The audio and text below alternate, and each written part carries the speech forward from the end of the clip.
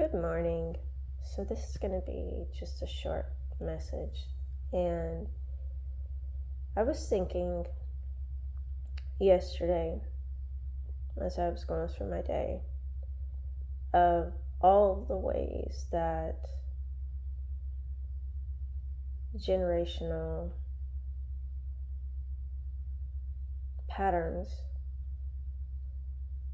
begin to be passed down and adopted as someone's personality or just a bad day or a reaction rather than what they are. An individual's dynamic within an inability to confront conflict and how they show up in that, and their inability to confront conflict resolution and how they show up in that. Whatever the conflict is, however it's resolved. And it will be different, for different scenarios, obviously.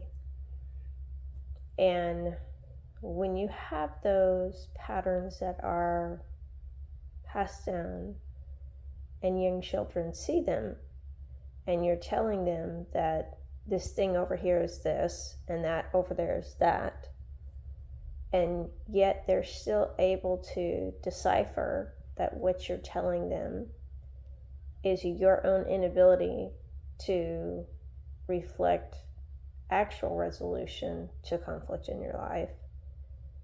Oftentimes that child is going to be marked as one that cannot be controlled, one that cannot be forced to submit to a system that they do not believe in.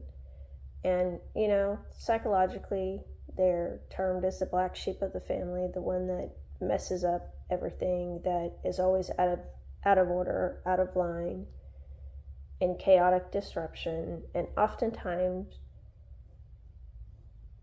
they are the ones that see the pattern, that recognize the pattern, and more often than not, know how to get out of it, even though they don't know that they know how to get out of it.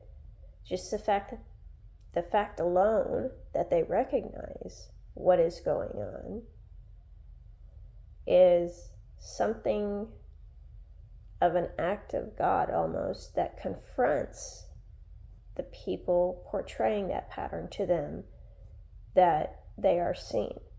Even if they don't believe, they are seen, and their pattern is clearly known.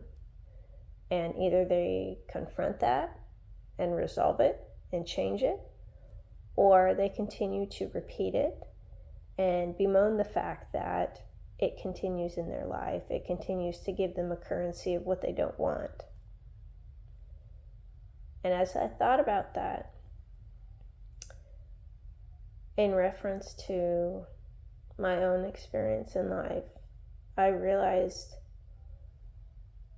that so often when I was hated by family and when I was blamed for things that truly were out of my control, simply because I recognized the inconsistency and the inability to confront oneself and accept accountability for the choices made, how could I have expected them to treat me well? Of course they wouldn't.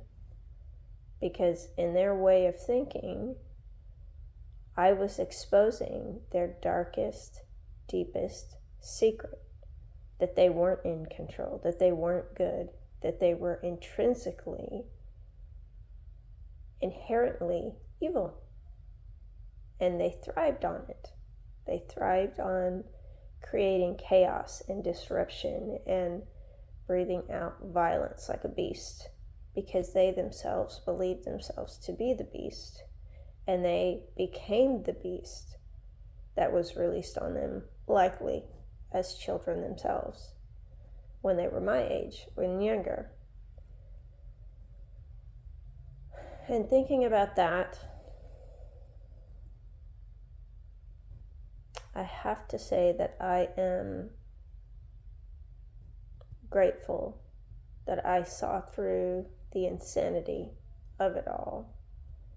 And I could never be forced to comply or be complicit with the things that they did and said. And that I just always knew that I was different, and I was not going to meekly, mildly go along with everything. And the acts that were perpetrated against me were never my fault. I didn't ask for it. I couldn't have stopped it. People made choices. They did what they did. And I chose to do what I chose to do, which was to heal, regardless of what form or shape that took. And that didn't mean that I invited, violence into my life, but I acknowledged that whatever I was going through was going to happen for as long as it did, and that I had one choice in the midst of it. I could succumb to it, or I could overcome it. And I chose to overcome. I chose to heal. And that has always been my choice throughout my life, regardless of how that healing looks to anybody else. I don't care. It's not my business to control what other people perceive about me, or even what they think about me is none of my business. They're entitled to their own thoughts. And I am simply, throughout my life, have been focused on getting to the good part, finding the strength in the storm. Not because I expect continual storms, but because I know that character is not developed unless you go through things, unless you have really extenuating circumstances in your life where you know the value of a trusted source of knowledge and wisdom. You know the value of a trusted friend. You know the value of silence when everyone else is speaking. You understand the wisdom of the currency you carry when no one knows what you're doing, and you're simply just doing it, and you're not trying to have it validated by someone. So that was just a thought that I had. I wanted to share. Maybe it helps you today.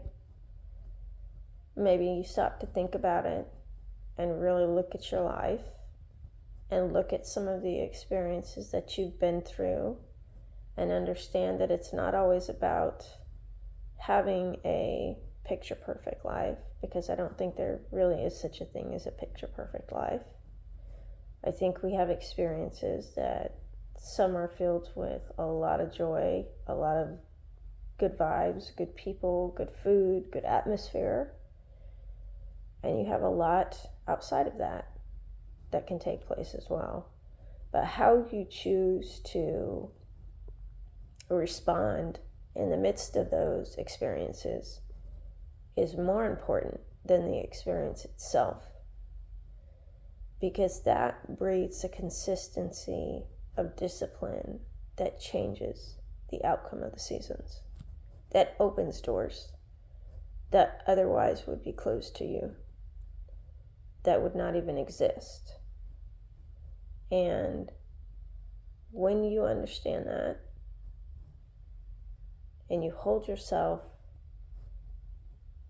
to a system of accountability, then it doesn't really matter what people think, what people say, how people portray you. Because, if somebody that you don't know, that is a stranger to you, believes what a complete stranger to them or to you says about you, that kind of reflects a lack of emotional awareness as well as maturity in life. And would you really be that bothered that someone like that would believe the lie and they don't even know you? No. That's an adult stuck in a kid's mind, unable to go on a playground and actually play with other people and interact with people in any kind of cohesive way that, would bring them friendships and partnerships into life, into being. So I hope that this finds you in a good spot, and if you're not in a good spot, that you will find something in that experience to hold on to keep that thread alive. And when you go to sleep tonight, that you would sleep easier.